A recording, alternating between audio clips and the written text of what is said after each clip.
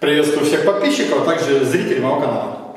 Сегодня закончил работать по облицовке камина. Все швы уже затерты, промыты. То же самое сделано и на плитке возле камина. В верхней части камина ложковая окладка со смещением на 1/4 самих кирпичиков. В нижней части та же самая ложковая окладка, только смещение на 1/2. Таким образом я отделил верхнюю часть от нижней. Ну и мне кажется, что это очень уместно, так как если и на верхней части была бы ложковая окладка со смещением кирпичиков на 1/2, рисунок немножко бы сливался. Швы у меня здесь 3 мм. Но это обусловлено тем, что плитка имеет размеры плюс-минус 1 мм. В итоге могут рядом оказаться плиточки немножко разного размера. Поэтому здесь я укладывал не просто на крестик, конечно, еще корректировал клинышками. Ну вот, если вот эта вот плитка побольше, здесь поменьше, просто клинышком немножко поднимаешь левую плиточку выше. И в результате получаются у нас такие видимые прямые линии. Если же здесь пользоваться только крестиками, то хочешь не хочешь появляется ступенька, которая в конце концов будет заметна. А так вот у меня получились хорошие прямые линии.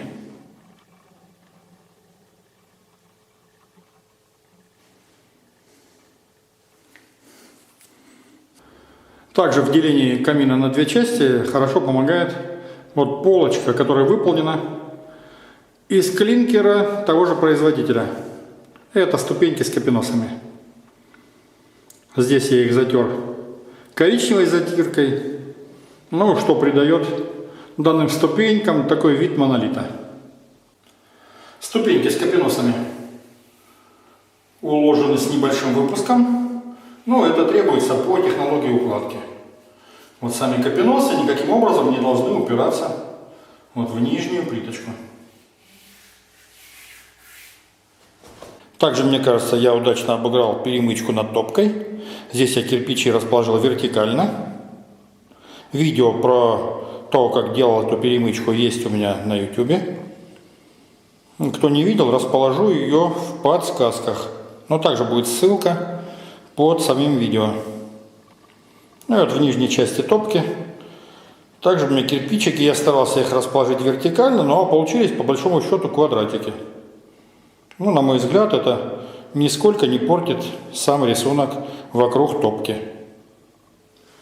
Некрасивую дыру зольника закрыл чугунной поддувальной дверкой. Ну, мне кажется, данная дверка никаким образом не портит сам камин.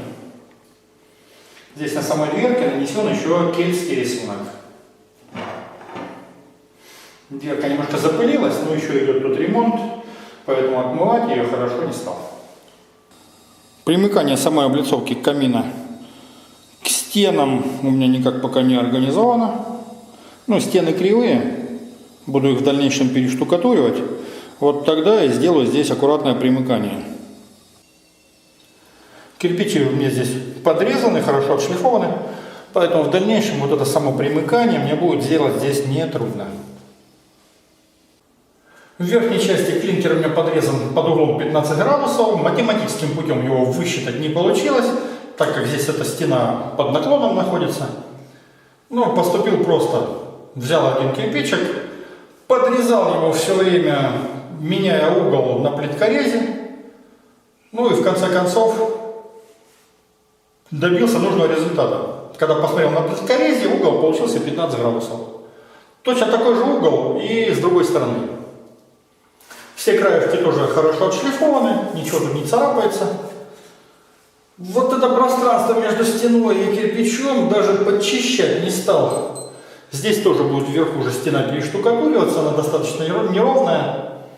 После того, как все перештукатурю, организую здесь маленькую такую канавочку.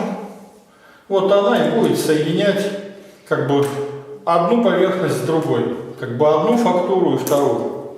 Но мне кажется, должно хорошо получиться. В местах углового такого соединения я не стал тут морочиться. Ну, производитель клинкера предлагает именно вот такое решение. не предлагает запиливать клинкер под 45 градусов, так как запиливая его даже мелким алмазом, все равно краешек получается немножко колоный, и это вообще отвратительно смотрится. Но вот такое решение вполне приемлемое. Впоследствии кузнецом еще будет здесь установлена декоративная решетка, такая решеточка с открывающимися дверками. Ну, пока ее нет, поэтому снимаю пока без нее. В дальнейшем потом покажу фотографии, как минимум в Инстаграме. Ссылку на мой Инстаграм размещу под видеороликом. Окончательный уже итог можно будет посмотреть там. Отдельного видео по установке кованых элементов не предполагается. Далее в видео еще несколько фотографий. А я на этом прощаюсь. Всем, кому информация была полезна, пальчик вверх. Подписываемся на канал. Всем пока.